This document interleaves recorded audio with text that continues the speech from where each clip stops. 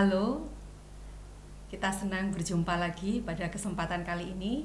Saya Purwo Sri Rejeki, saya staf pengajar di Divisi Fisiologi, Departemen Ilmu Faal dan Biokimia Kedokteran, Fakultas Kedokteran Universitas Airlangga.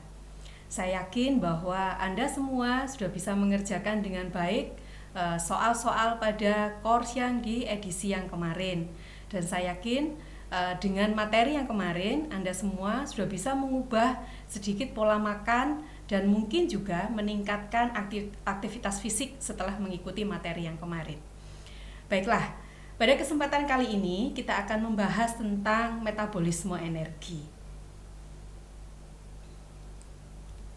Metabolisme energi itu adalah proses metabolisme yang memang kita meng-highlight atau menumpukan itu pada penggunaan energi di dalam tubuh kita. Tetapi prinsipnya metabolisme sendiri adalah semua reaksi biokimia yang terjadi di dalam sel dengan tujuan untuk mempertahankan proses kehidupan. Reaksi-reaksi ini akan melibatkan proses pemecahan atau yang kita sebut sebagai katabolisme, proses sintesis atau biasanya kita sebut sebagai anabolisme, dan juga di dalamnya ada transformasi molekul-molekul organik yang kaya energi atau yang kita sebut sebagai makronutrien, yaitu nutrien yang terdiri dari karbohidrat, lemak, dan protein, itu menuju ke metabolisme antara atau metabolisme bahan bakar, ya, di mana makronutrien yang dikonsumsi akan melalui proses pencernaan untuk diubah menjadi molekul yang lebih sederhana sehingga dapat diserap dalam tubuh karena memang dia mudah sekali untuk bersirkulasi di dalam darah kita, ya. Nah, pada proses ini protein akan dipecah menjadi asam amino, ya. Kemudian karbohidrat akan dirubah menjadi monosakarida dan hampir 98 atau 99% perubahan itu dalam bentuk glukosa. Trigliserida akan dirubah menjadi monogliserida dan asam lemak bebas. Inti dari semua proses metabolisme energi sebetulnya adalah kita akan melakukan resintesis dari ATP. ATP ini adalah uang energi yang ada di dalam sel kita. Apa artinya uang energi? Jadi ketika sel kita akan melakukan sebuah aktivitas, maka energi akan didapatkan dari pelepasan atau hidrolisis dari fosfat energi tinggi yang melekat pada ATP. Jadi tidak secara langsung dari pemecahan karbohidratnya, tetapi karbohidrat atau glukosa tadi akan dipecah untuk membentuk ATP, dan ATP inilah yang digunakan untuk menyediakan kebutuhan energi ketika sel kita melakukan aktivitas. Proses resintesis ATP itu bisa berjalan secara aerobik, artinya dengan penggunaan oksigen, dan tentu saja di dalam sel ini harus berjalan di dalam mitokondria. Dan yang kedua adalah melalui proses anaerobik atau tanpa ada kesediaan oksigen, tanpa melibatkan oksigen dalam proses menghasilkan ATP. Ini adalah proses hidrolisis ATP akan menghasilkan energi sebagaimana reaksi yang ada pada PPT saya. Jadi 1 mol ATP itu akan menghasilkan 2 ikatan fosfat energi tinggi yang setara dengan 31 kilojoule, ya. Nah, bagaimana pada saat kita sedang olahraga? Bagaimana energi pada saat olahraga itu disediakan, ya? Jadi pada saat kita melakukan aktivitas fisik atau pada saat kita melakukan olahraga, ada 2 cara dalam penyediaan ATP untuk memenuhi kebutuhan. Yang pertama adalah jalur anaerobik, jadi tanpa menggunakan oksigen, dan yang kedua adalah jalur aerobik. Pada prinsipnya bahwa sebetulnya tubuh kita, sel kita itu lebih menyukai penggunaan jalur aerobik untuk menyediakan ATP.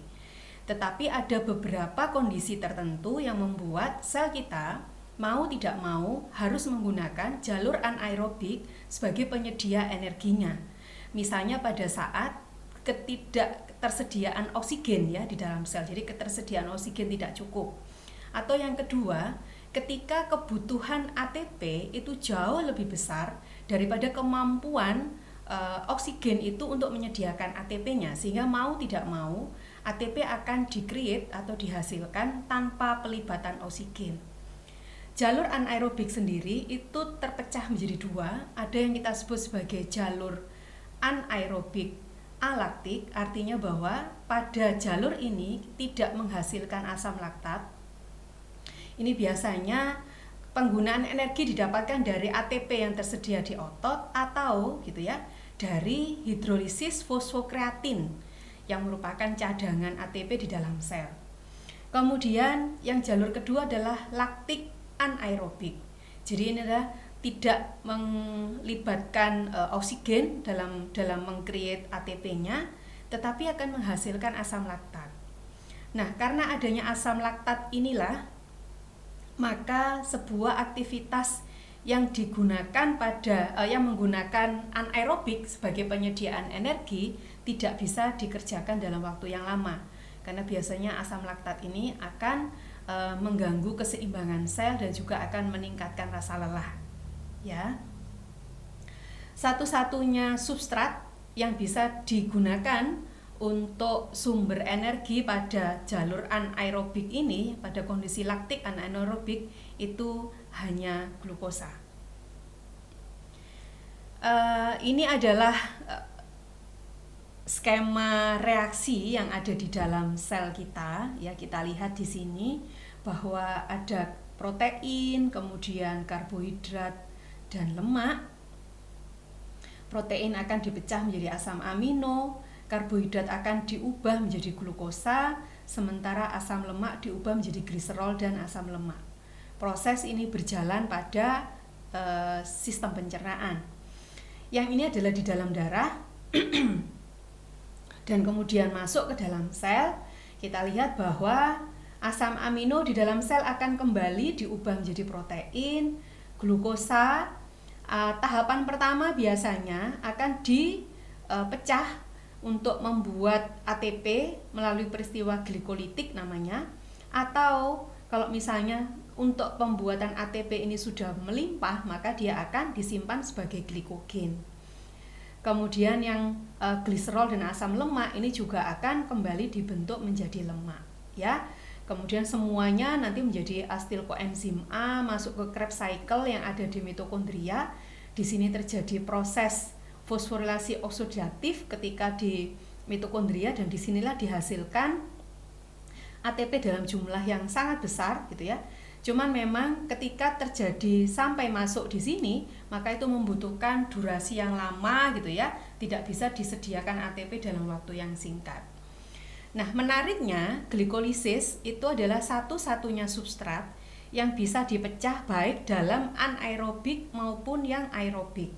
Tadi sudah saya katakan bahwa sebetulnya sel kita lebih menyukai menyediakan energi itu dalam kondisi aerob gitu ya. Karena ATP yang dihasilkan lebih banyak, tidak menghasilkan asam laktat begitu. Sehingga durasi kerja itu akan bisa berjalan lebih lama. Tetapi bahwa prosesnya memang tadi onsetnya lama untuk menghasilkan ATP. Nah, glukosa melalui glikolitik anaerobik bisa menghasilkan ATP dalam jumlah yang sangat cepat, dan ini sangat berkontribusi pada sebuah aktivitas ketika memang membutuhkan penyediaan energi yang dalam waktu sangat cepat yang tidak bisa disediakan ketika menggunakan metabolisme aerobik. Nah, sekarang kita lihat bagaimana jika sebuah aktivitas itu menggunakan energi aerobik sebagai predominasinya. Artinya bahwa proporsi ATP dari jalur aerobik itu lebih besar jika dibandingkan dengan proporsi ATP yang dihasilkan dari anaerobik. Kapan sebuah aktivitas itu menggunakan energi aerobik? Ketika aktivitas ini tidak menggunakan 100% kekuatan otot ya. Contohnya kalau misalnya kita melakukan aktivitas sehari-hari ya, jalan biasa, duduk, menyapu ya, kemudian berbaring, atau kalau misalnya olahraga contohnya adalah olahraga renang yang santai ya, yang maraton yang dengan kecepatan lambat misalnya. Itu adalah semua aktivitas atau olahraga yang energinya predominasinya adalah aerobik. Energi atau ATP itu akan dihasilkan dari oksidasi. Jadi dengan mereaksikan dengan oksigen ya, terjadinya di sel yaitu di mitokondria. Proses menghasilkan energi berjalan dalam durasi lama seperti yang tadi saya sampaikan, tetapi memang jumlah ATP yang dihasilkan akan lebih besar. Sebuah aktivitas atau olahraga yang menggunakan predominasi energi aerobik itu bisa berjalan dalam waktu yang lama. Jadi kalau Anda semua berjalan, jalannya tidak cepat-cepat, maka itu bisa dalam jarak yang sangat lama karena memang energi yang dipakai adalah menggunakan energi aerobik. Kebalikannya, sebuah aktivitas yang menggunakan anaerobik sebagai energi predominasinya itu terjadi pada aktivitas atau olahraga yang menggunakan hampir 100% kekuatan otot. Ini contohnya misalnya pada seorang sprinter ya, lari cepat itu yang jarak 100 meter itu biasanya kan dikerjakan hanya dalam hitungan detik. Atau basket, olahraga basket itu juga predominasinya anaerobik. Atau ketika Anda melakukan naik tangga dengan kecepatan tinggi dari lantai 1 ke lantai 7 gitu ya, gitu ya. Nah, itu semuanya kita menggunakan 100% kekuatan otot. Maka pada saat kita melakukan aktivitas ini, energi tadi itu akan didapatkan dari mana? Pertama, di detik-detik awal itu adalah dari ATP yang tersedia. Cuman sayangnya bahwa ATP yang tersedia itu hanya bisa bertahan setengah detik saja. Yang kedua, yaitu menggunakan fosfokreatin. Fosfokreatin ini merupakan cadangan ATP, biasanya banyak kita jumpai di otot dan di sel saraf kita. Dan ATP yang ada pada fosfokreatin ini, energi yang ada pada fosfokreatin ini akan dikonvert dulu menjadi ATP, jadi fosfat energi tingginya akan melekat ke ADP untuk membentuk ATP lagi, dan ATP ini yang akan digunakan untuk menyumbangkan fosfat energi tingginya untuk melakukan aktivitas. Energi yang disediakan oleh fosfokreatin ini bisa bertahan 5-10 detik saja ya. Nah, berbarengan ketika pada saat melakukan aktivitas, sebetulnya pada saat itu glikolisis anaerobik itu juga sudah mulai berjalan. Di sini glikogen akan dipecah menjadi glukosa dan nanti akan dihasilkan ATP melalui jalur anaerobik. Ya. Nanti di akhir-akhirnya toh memang tadi seperti yang saya sampaikan, sel kita tuh lebih menyukai metabolisme aerobik sesungguhnya. Jadi pada saat peristiwa energi dihasilkan dari ATP, dari fosfokreatin dan juga dari glikolisis anaerobik, pada fase itu kita sebut sel kita itu mengalami hutang oksigen atau mungkin Anda sering mendengar sebagai oksigen debt. Untuk mengembalikan itu ke dalam kondisi normal, maka kita membutuhkan metabolisme aerobik untuk menyeimbangkan. Sehingga setelah fenomena oksigen debt, maka biasanya akan terjadi proses menyaur hutang oksigen gitu ya. Jadi kalau misalnya Anda semua naik dari lantai 1 ke lantai 7 dengan kecepatan yang tinggi, ketika sampai di lantai 7 apa yang terjadi? Kita pasti akan terengah-engah ya, terengah-engah. Jadi kita akan melakukan konsumsi oksigen yang berlebihan, padahal pada saat itu aktivitas kita sudah selesai. Jadi ini merupakan sebuah fenomena untuk membayar hutang oksigen karena memang energi yang tadi digunakan untuk naik tangga dari lantai 1 ke lantai 7 itu menggunakan energi yang tidak dihasilkan dari oksigen ya. Nah, ini kita lihat ini aktivitas yang biru ini adalah dari ATP yang tersedia di otot, durasinya sangat pendek. Kemudian yang merah ini dari fosfokreatin ya.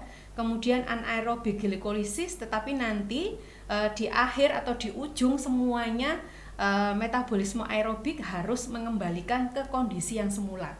Karena memang secara fisiologis sel kita itu lebih menyukai metabolisme aerobik. Ini contoh yang sangat faktual. Jadi misalnya seorang sprinter ya, setelah dia wasit meniup peluit ya, kemudian dia lari sekencang mungkin, setelah sampai di garis finish, apa yang dia kerjakan?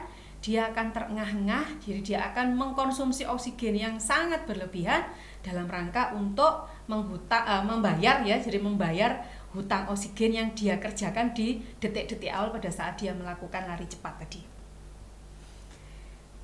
Sekarang kita lihat sesungguhnya tubuh kita itu, energi yang masuk dalam tubuh kita itu dikeluarkan dalam bentuk apa saja. Ya, ini kita lihat bahwa 60% energi kita itu kita butuhkan untuk yang kita sebut sebagai basal metabolic rate atau metabolisme basal kita. Ya, metabolisme basal ini merupakan metabolisme yang paling rendah pada saat kita terjaga.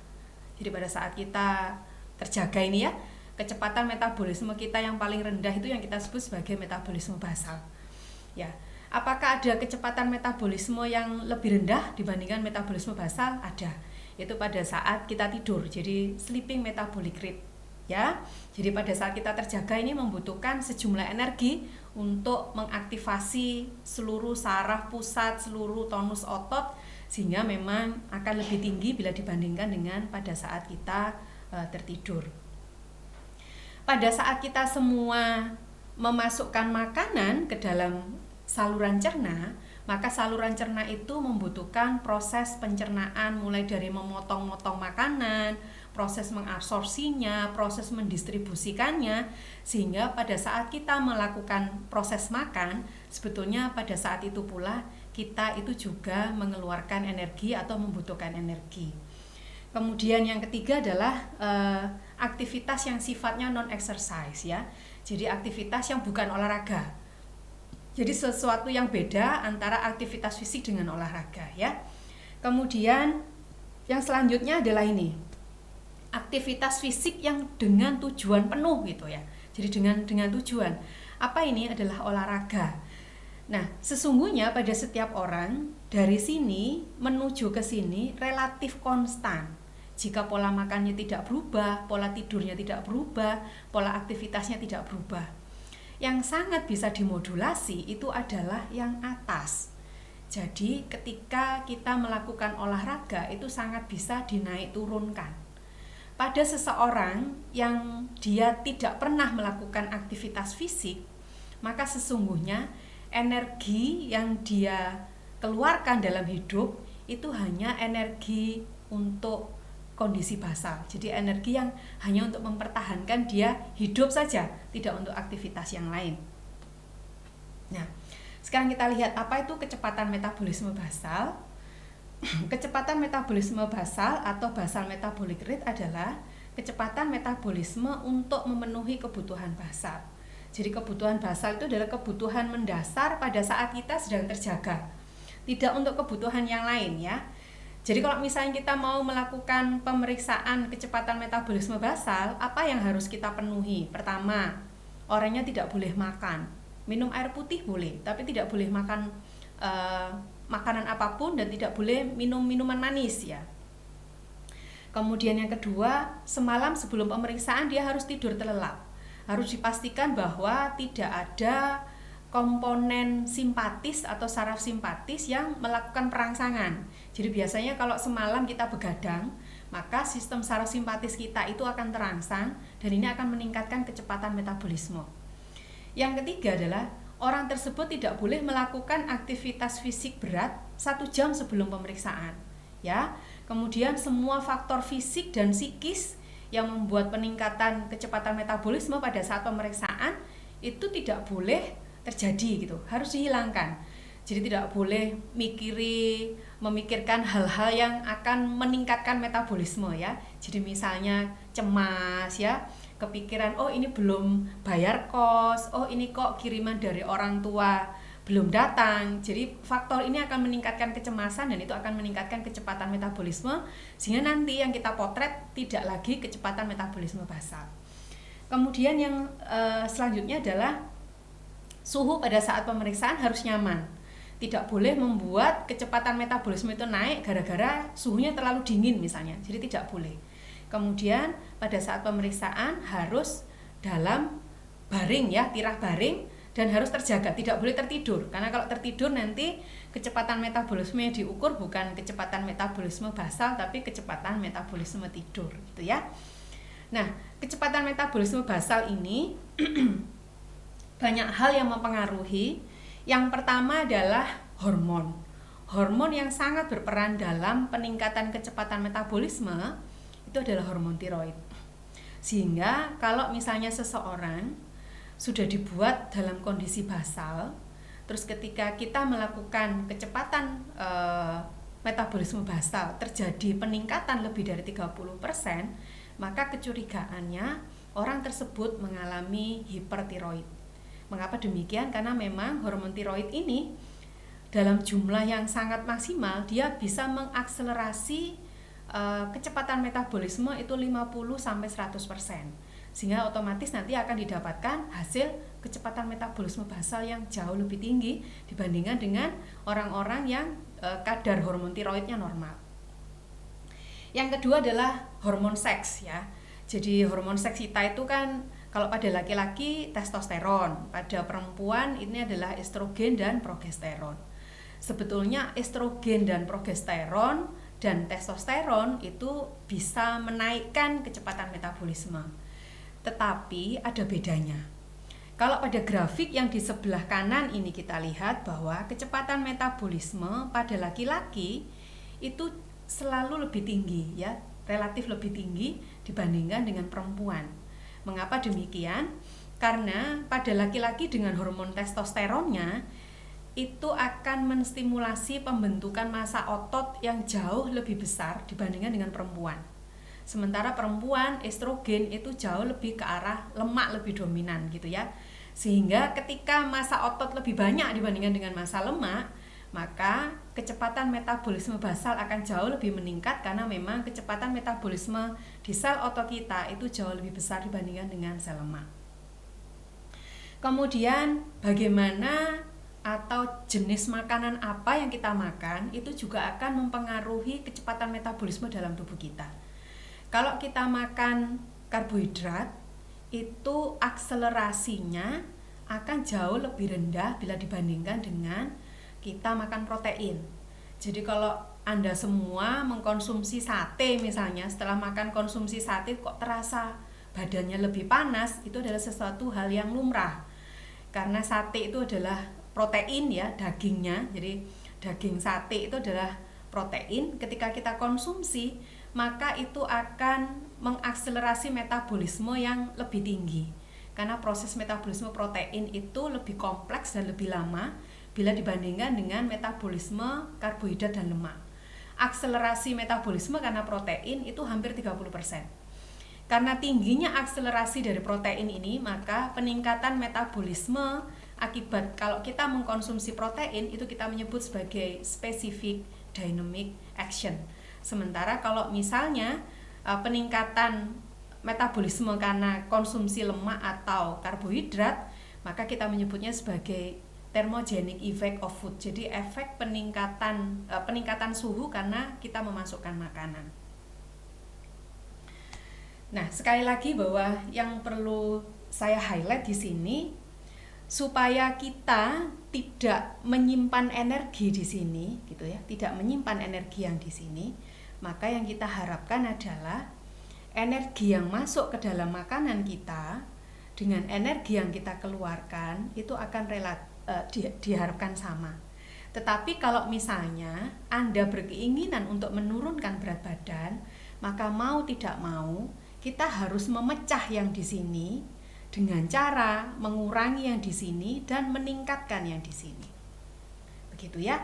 Jadi kita lihat sekali lagi saya tekankan bahwa ketika seseorang tidak pernah melakukan olahraga, tidak pernah melakukan aktivitas fisik, maka sesungguhnya makanan yang dia makan dalam tubuhnya sebagian besar hanya untuk memenuhi kebutuhan dia tetap hidup saja. Ya, jadi efek untuk mempertahankan kondisi basal. Sehingga kalau konsumsi kalorinya berlebihan, maka satu-satunya cara untuk menyelamatkan supaya tidak terjadi kadar lemak berlebihan di dalam darah, maka itu akan ditarik dan akan dibentuk menjadi jaringan lemak. Dan yang ini yang akan memicu sindroma metabolik ya, yang dampak obesitas akan muncul. Rasanya itu saja pertemuan kita untuk yang kali ini. Saya berharap bahwa apa yang saya sampaikan bisa memberikan insight baru buat Anda semua.